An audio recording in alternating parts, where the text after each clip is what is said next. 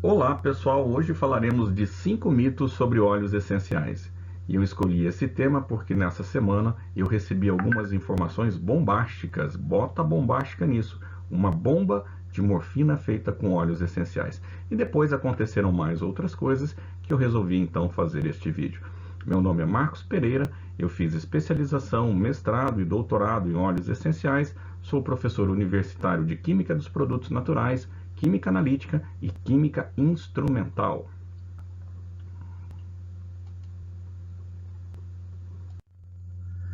Vamos então ao número 1. Número 1, óleo essencial dissolve isopor. Isso é verdade, realmente ele dissolve isopor, mas o que adianta você saber que ele dissolve isopor? A única informação que nós temos nisto é que ele tem a capacidade de solubilizar produtos petrolíferos. Pode solubilizar um isopor, ótimo, não reflete em nada na qualidade do óleo essencial. Então, pessoal, eu resolvi mostrar isso para vocês, porque algumas pessoas ficam mostrando, olha, o óleo essencial, ele dissolve isopor. Nada a ver, isso só quer dizer apenas que ele é um solvente. A gasolina poderia fazer isso, outros solventes também poderiam fazer isso, mas o óleo essencial, por ter compostos que são apolares, eles também fazem essa solubilidade. Você pode utilizar, por exemplo, para tirar esmalte de unha, você pode utilizar, inclusive é utilizado, existem produtos que usam limoneno como desengraxantes. Então, existem vários produtos que são utilizados, não é nada demais e não fala, não reflete, não traz nenhuma informação sobre o óleo essencial, apenas que ele dissolve substâncias como o isopor. Então, não há nada de extraordinário nisso. Mas veja aqui do lado temos uma experiência com o suco de laranja. O suco de laranja não dissolve. Por que o suco de laranja não dissolve? É uma solução aquosa, é outro componente, então é diferente. Inclusive, se você pode fazer esse testezinho na sua própria casa, uma casca de laranja, você espreme a casca de laranja. Quando você espreme a casca de laranja, você está espremendo, fazendo uma expressão. Ali você rompe as estruturas e libera o óleo essencial de laranja. Se você tiver com uma laranja, claro, ou uma bergamota, você também fará a mesma coisa. E aí você pode ver que ele vai atingindo e dissolvendo o isopor. Ok? Agora, uma coisa importante sobre isso que a gente tem que lembrar, pessoal, é que não se deve colocar isso no olho de jeito nenhum. Eu sei que algumas crianças gostam de apertar e colocar no olho do irmãozinho e tal. Cuidado com isso. Outra coisa, limoneno é inflamável. Se você fizer esse teste no fogo, você vai ver que pega fogo. Ok? Então, fazer esse teste é só para mostrar que ele é capaz de ser um solvente. Não reflete em nada a qualidade do óleo essencial. Vamos para o número 2? Número 2. Óleo essencial, grau medicinal, grau terapêutico ou artesanal. Né? Pessoal, é muito difícil a gente falar alguma coisa sobre isso, tá? Mas nós temos que prestar atenção em algo aqui. Se eu sou grau terapêutico, e você? O que você é? Ah, eu sou grau artesanal. Não existe isso. Não existe grau artesanal. Ah, o meu produto ele é artesanal. Isso não existe. É óleo essencial. Ah, o meu tem grau medicinal, grau terapêutico. Não existe isso. O produto, e vocês podem observar, os produtos muitas vezes de grandes empresas, eles são comprados no mundo inteiro. E muitas vezes uma grande empresa compra um lote gigantesco e depois faz todos os seus testes de qualidade, etc. e coloca como marketing grau terapêutico, grau medicinal. O que o difere de um outro óleo extraído aqui no Brasil, por exemplo? Não há diferença nesse sentido. Então isso é muito mais marketing, muito mais uma propalação das propriedades que realmente o óleo essencial tem do que uma verdade sobre isso. E quem atestaria que é uma substância medicinal? No Brasil, nós teríamos que passar isso pela Anvisa. A Anvisa teria que aprovar isso como medicinal. E a partir do momento, e prestem atenção nisso, a partir do momento em que a Anvisa diz isto é medicinal, ela está dizendo então que o óleo essencial é um fitoterápico. Prestem atenção nisso. O óleo essencial, então, passa para uma classificação de fitoterápico.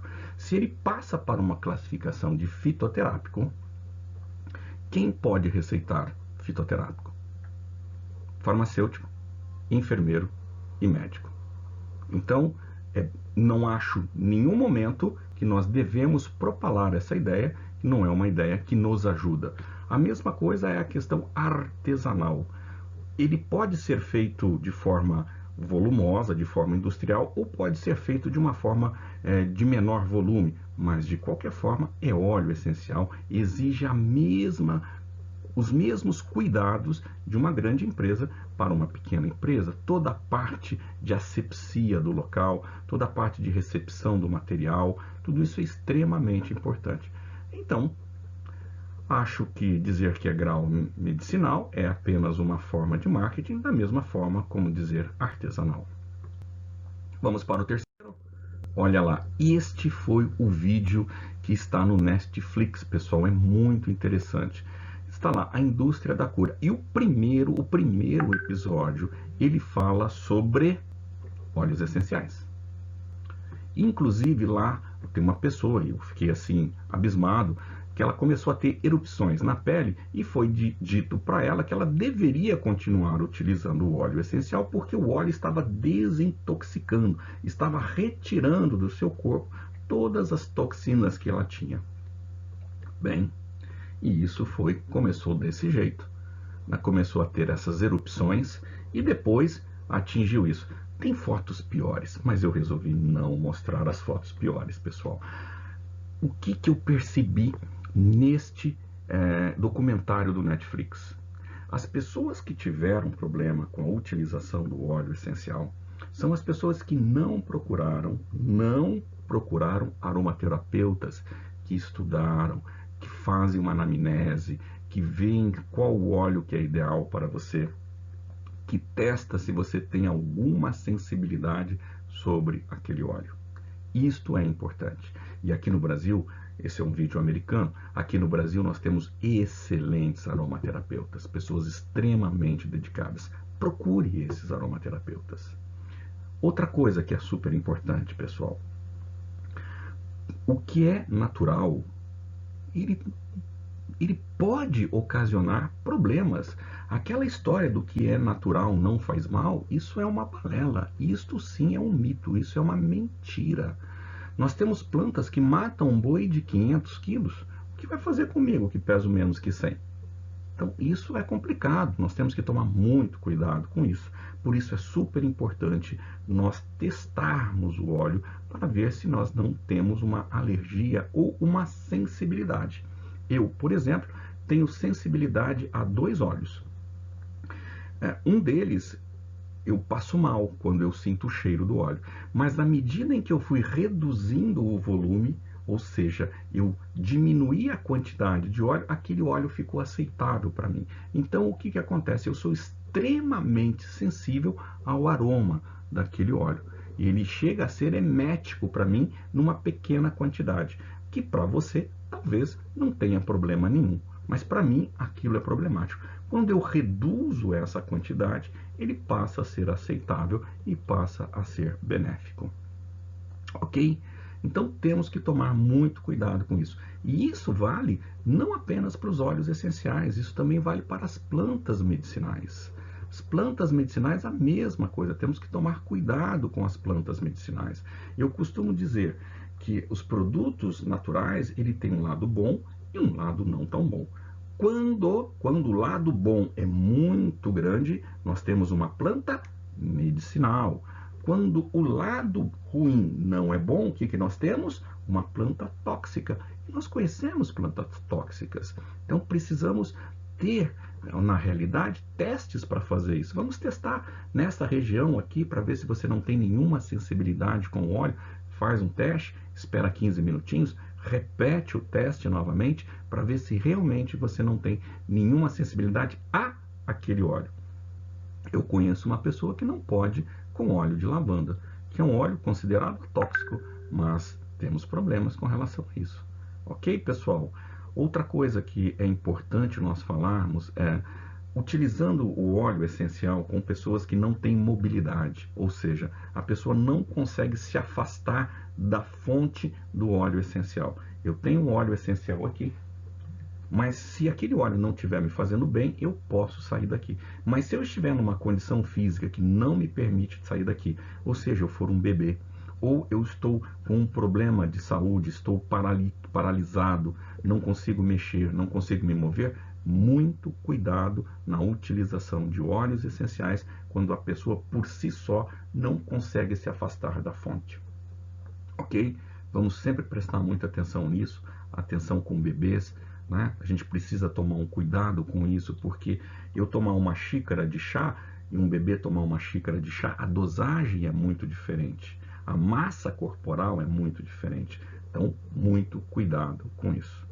E, infelizmente, essa senhora passou por uma situação bem complicada. Temos outros exemplos que acontecem quando as pessoas indicam para utilizar o óleo essencial de forma não adequada, justamente por faltar o conhecimento. Mais uma vez, procure um aromaterapeuta. Vamos para o nosso próximo slide, pessoal. E nosso próximo slide, ele é deprimente. Ele realmente é deprimente, por quê? Porque esse tipo de procedimento que está focado na venda e não no cuidado de saúde que o óleo essencial pode permitir, gera publicações. Isso daqui é uma tradução de que saiu nos Estados Unidos. Veja bem, ó, sinto lhe informar, mas seus óleos essenciais são essencialmente inúteis. Absurdo isso, ridículo, mentiroso. Vou até apagar porque isso me dá náusea. Mas veja aqui embaixo, ó, os óleos essenciais à base de plantas podem ter aromas maravilhosos. A gente sabe que tem. Mas segundo especialistas, quais especialistas? Não possuem todos os benefícios para a saúde que dizem ter. Quem diz ter? Um aromaterapeuta sabe muito bem como ele funciona. Então, pessoal, estude. Temos que estudar. Eu estudo óleos essenciais há muitos anos e não me sinto preparado para todas as situações que me acontecem quando me solicitam óleos essenciais. Eu paro, penso, estudo, vejo qual é o melhor óleo para a pessoa. Então, precisamos isso. Precisamos ter a humildade de dizer, eu não sei, eu vou atrás. E quando também a gente tem a possibilidade de perguntar para amigos que têm experiência, que têm vivências e nos ajudam nesse sentido. Ok? Então, eu apresentei esse quadro horrível para vocês aí, mas é uma forma de dizer como algumas pessoas que não utilizam adequadamente o óleo essencial ficam depois propalando e permitindo que alguns jornalistas façam uma matéria, no mínimo, sem um conhecimento de maior profundidade. Eu, inclusive, li a matéria, fui atrás dos pesquisadores que ela cita, porque eles citam pessoas de Stanford, citam pessoas de várias universidades, e eu fui atrás para saber o que essas pessoas diziam. Nenhuma delas pesquisa óleos essenciais. Eles apenas sugerem alguma coisa sobre óleos essenciais, mas não é isso que eles sugeriram. Eles não sugeriram em nenhum momento que o óleo essencial não é eficaz. Uau! Chegamos à quarta questão: óleo essencial e hidrolatos. Pessoal, isso é algo importante. Óleo essencial e hidrolatos são essencialmente diferentes. Nós temos que pensar sobre isso. Eu vou aqui mostrar para vocês. Veja bem, ó, aqui é o óleo essencial de alecrim, ok? O óleo essencial de alecrim, não vamos entrar em mérito qual é o óleo de alecrim, qual é o óleo de lavanda. Vamos apenas avaliar que foi feita uma análise e se encontrou 39 compostos presentes neste óleo essencial. Vocês sabem, o óleo essencial é uma mistura complexa e dentro dessa mistura complexa eram 39 componentes. 39 componentes diferentes do óleo essencial. Quando se analisou o hidrolato, se encontraram 7 compostos. Então, depois de analisar o óleo, se analisou o hidrolato e encontraram 7 compostos. A mesma coisa aconteceu com a lavanda. Não vamos entrar em mérito qual é essa lavanda. E pela análise eu vejo que é uma lavanda específica da região da onde eles fizeram a coleta. Bem, enfim, né? Então nós temos o óleo de lavanda e com 26 compostos químicos diferentes na composição do óleo, e quando fizeram a análise do hidrolato, encontraram ali apenas 4 compostos que estavam presentes neste óleo. Então, existem vários trabalhos, pessoal, eu trouxe aqui para vocês apenas 4, para informar. Quando a gente tem dúvidas, vamos atrás de publicações científicas. Nós temos algumas publicações brasileiras muito boas, temos também publicações internacionais, então informação tem e muita, só temos que ir atrás, ok? Então, mais uma vez, quando eu disser que o óleo essencial não é igual ao hidrolato, o hidrolato não é um óleo essencial muito diluído, eles têm composições diferentes, e ainda faltou nesses trabalhos, nesses 4 trabalhos, ainda faltou pesquisa sobre produtos solúveis, produtos que podem vir solubilizados através da água. Então, vamos aguardar uma pesquisa nesse sentido. E agora, como quinto, né, o último deles, aquele que motivou uma postagem que a minha amiga lá de Divinópolis, a Roseli, mandou para mim e falou: Marcos, precisamos fazer um vídeo sobre isso. Então, dê uma olhada neste daqui. O óleo essencial mais poderoso do que um chá? Veja só a informação que nós temos. Paracelso já dizia que a diferença entre o remédio e o veneno é a dosagem. Até aí, tudo bem. Os óleos essenciais ilustram muito bem essa frase. São substâncias naturais extremamente concentradas. Cada uma gota equivale, em média, entre 20 e 25 xícaras de chá da planta. Olha que coisa. A Roseli me mandou isso lá de Divinópolis, eu vi isso, e ela me mandou porque ela sabe que eu fico maluco com essas coisas. Ela falou: Marcos, faz um vídeo aí. Então tá aqui, um vídeo motivado por essas coisas que aconteceram todos na mesma semana. A bomba de morfina feita com óleos essenciais, o vídeo do Netflix e essa postagem que a Roseli me mandou.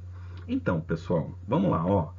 Essa imagem é o túmulo de Paracelso. Eu visitei o túmulo de Paracelso, eu fui lá porque eu gosto muito de Paracelso. Paracelso realmente, quando ele diz isso, que a diferença entre o remédio e o veneno é a dosagem, ele está em 1500. Em 1500 isso era uma grande novidade para as pessoas, o que já não é hoje para nós, qualquer pessoa sabe disso, né? Mas não é só a dosagem que difere, existem outros fatores que são super importantes.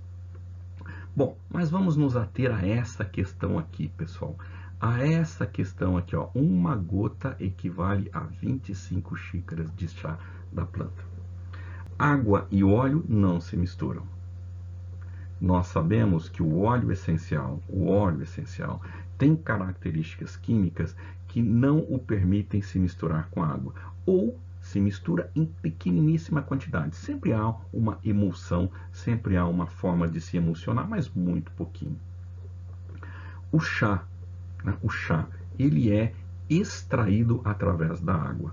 Nós fazemos o que? Nós fazemos a extração de substâncias que são solúveis em água. Olha só a diferença, tá? O óleo essencial não é solúvel em água, mas as substâncias que nós extraímos do chá são solúveis em água. Então, por exemplo, quando eu preparo um chá, eu estou extraindo o que? Flavonoides. Eu estou extraindo saponinas. Eu estou extraindo glicosídeos cardiotônicos, por exemplo.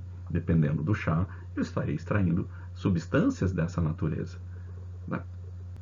Ou seja, essas substâncias que eu falei, flavonoides, taninos, glicosídeos cardiotônicos, eles não estão presentes no óleo essencial. São duas coisas. Não tem como comparar óleo essencial com chá. São substâncias diferentes. Mas vamos lá, pessoal. Quando você vai fazer um chá, quando você prepara um chá, que o nome mais correto seria um infuso, né? Mas se a gente chegar no bar, não quero, tem um infuso aí, ele vai dizer que não tem. Se pedir um decocto, então, aí que não tem mesmo. E um percolado, então, aí o cara te põe para fora do local que você tiver, né? Porque realmente são métodos extrativos: infusão, decocção e percolação. Percolação, por exemplo, quando você faz o café passado, é uma percolação.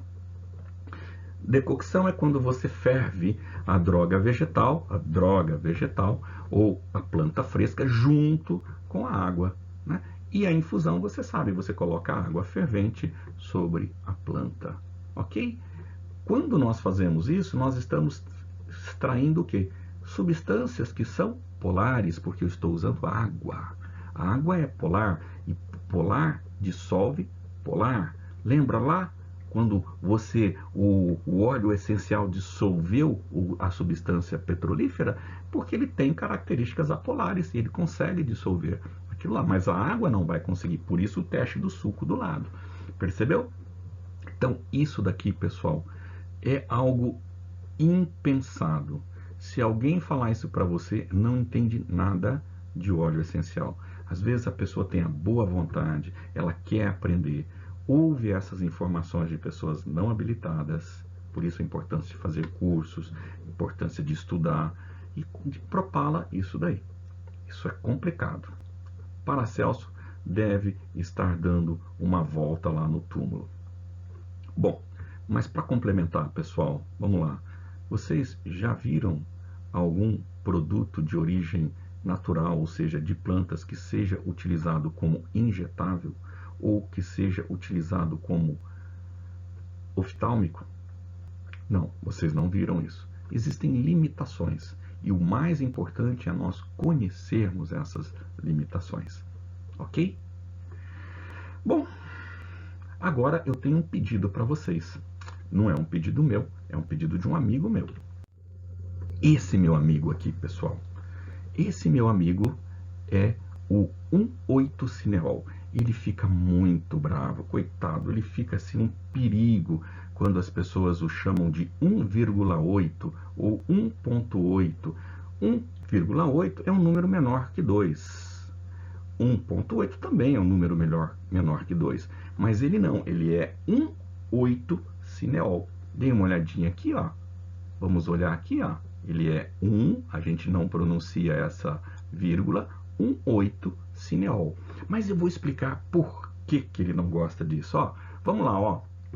Aqui está a sua fórmula, ok? E ele é um monoterpeno. Se ele é um monoterpeno, ele tem 10 carbonos. Vamos contar os carbonos? 1, 2, 3, 4, 5, 6, 7, 8, 9, 10. Olha que legal, 10 carbonos. Mas aonde o oxigênio está ligado? Aonde esse oxigênio aqui está ligado? Ele está ligado no carbono 1 e no carbono 8. Entenderam agora porque é 1,8? Significa que o oxigênio está ligado ao carbono 1 e ao carbono 8. Ele tem outros nomes, mas o mais usual aqui para nós é 1,8-cineol ou eucaliptol. Ok?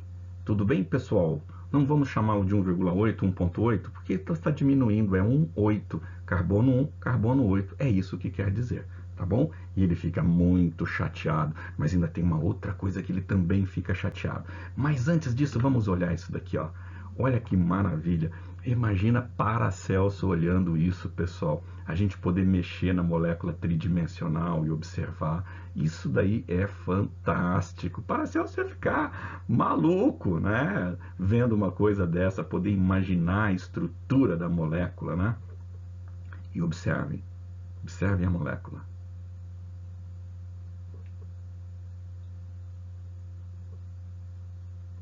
Perceberam que esta molécula, esse vermelho é o oxigênio, mas a gente aqui, nós temos uma representação planar, aonde nós temos uma ligação gigantesca aqui, que a gente não consegue perceber aqui. Aqui essa ligação não é tão grande assim. E isso gera o quê? Gera isto daqui, uma curvatura na molécula. Essa curvatura na molécula, ela permite que a molécula se encaixe em alguns receptores e não encaixe em outros receptores. Isto é interessante, isto é a natureza. Você tem um 8, mas você pode ter um 3, um 4. Pode ter variações tendo a mesma fórmula, tendo a mesma massa molecular, mas formatos diferentes. E aí começa a acontecer alguns impedimentos conforme a sua estrutura espacial de se ligar a alguns receptores ou não. E tem uma outra coisa também, pessoal. O 1,8-cineol, ele me pediu para falar para vocês. Ele não é óxido. Ele não é óxido. Ele fica muito bravo quando chamam de 1,8 e quando dizem é um óxido. Ele não é um óxido, ele é um éter. Éter. Ele é um éter. Ok? Acreditem em mim, ele é um éter. Se você quiser saber um pouquinho mais, vai lá no www.oleoessencial.com, veja lá as videoaulas e eu explico um pouquinho mais sobre algumas estruturas orgânicas. Mas para finalizar, quero falar uma coisa que eu acho fantástico. Dá uma olhada, pessoal, aqui, ó. Olha essa massa da molécula de 1,8-cineol de eucaliptol, 154 gramas, né? Então, você tem ali 154 gramas num mol. Enfim, não vamos entrar em detalhe que seja um mol.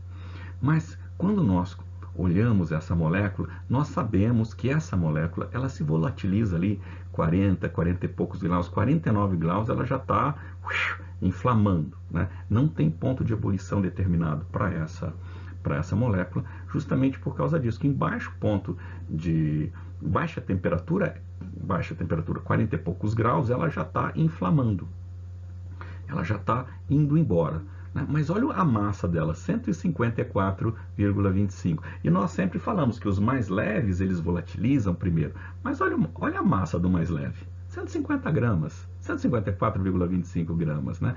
E aí eu quero que você pense comigo. Pensa comigo, pessoal, para a gente ver a beleza da natureza. Como ela é fantástica. A água. Qual é a massa da água? Você lembra a massa da água? H2O. Então a massa da água é só este oxigênio aqui, mais 2 hidrogênios, tá? Mais 2 hidrogênios, tá? Tem um aqui e outro aqui. Mais 2 hidrogênios. É isso. A massa da água é 18 gramas. E o ponto de ebulição dela? 100 graus. Olha que coisa fantástica. Você fala, mas por que isso? Porque existem forças intermoleculares que não permitem que a água entre em ebulição em baixa temperatura. Uma molécula é como se uma molécula prendesse a outra numa grande rede, evitando a sua evaporação. E graças a isso que nós não evaporamos. Senão, a água do nosso corpo, a baixa temperatura, iria evaporar. Então, a vida não seria como nós conhecemos aqui hoje no planeta. Mas não é só isso, tem mais uma outra coisa que eu gosto de falar. Desculpa, pessoal, mas é muito bonito isso. A natureza é fantástica. Nós sabemos, a gente sabe que aquilo que é sólido é mais denso do que o que é líquido. A gente aprendeu lá, um sólido, as moléculas todas juntinhas. Um líquido, as moléculas mais espaçadas. No gás, as moléculas todas distantes. Não é isso. E a água? A água é o contrário. Ela é anômala, tanto no seu ponto de ebulição, quanto também na sua densidade quando ela congela. Quando ela congela, a densidade dela diminui. Tanto é que o gelo flutua num copo. Você colocar um copo com água, coloca o gelo ele afunda, mas fica uma boa... Aí não vai para o fundo, ele fica ali flutuando. Uma parte submersa, mas uma parte pequena, mas ainda na superfície, como um iceberg. Imaginem, pessoal, se isso não acontecesse. Se isso não acontecesse. Os icebergs iam para o fundo, iam para o fundo, iam para o fundo, iam para o fundo. Depois de 1 bilhão de anos, será que a Terra seria verde ou seria apenas um bloco de gelo? É uma reflexão para nós fazermos, né? Desculpa ter ido por esse ângulo, por esse lado assim da água, mas eu acho a água fantástica, uma molécula anômala. Ela foge das regras e graças a isso nós temos a vida no planeta Terra. E é isso que a gente tem que fazer, e é isso que nós fazemos. Nós que gostamos de óleo essencial, nós estudamos os óleos essenciais. Estudar os óleos essenciais é estudar a natureza, é falar com a natureza, é conhecer essa engenharia por trás da planta, como a planta funciona, tentar descobrir como ela funciona, conversar com a planta. Isso é que traz prazer para nós e alegria. Portanto, eu sei que nós brasileiros nós temos um papel muito forte com relação à aromaterapia, porque nós colocamos em primeiro lugar a saúde. A maioria de nós pensa primeiro na planta, pensa primeiro nessa energia sutil que mantém o mundo. E em segundo lugar está ali a comercialização, não em primeiro lugar. Ok, pessoal? Grande abraço para vocês. Meu nome é Marcos Pereira. Se vocês quiserem me mandar algum e-mail, fiquem à vontade, tá bom? Valeu, pessoal!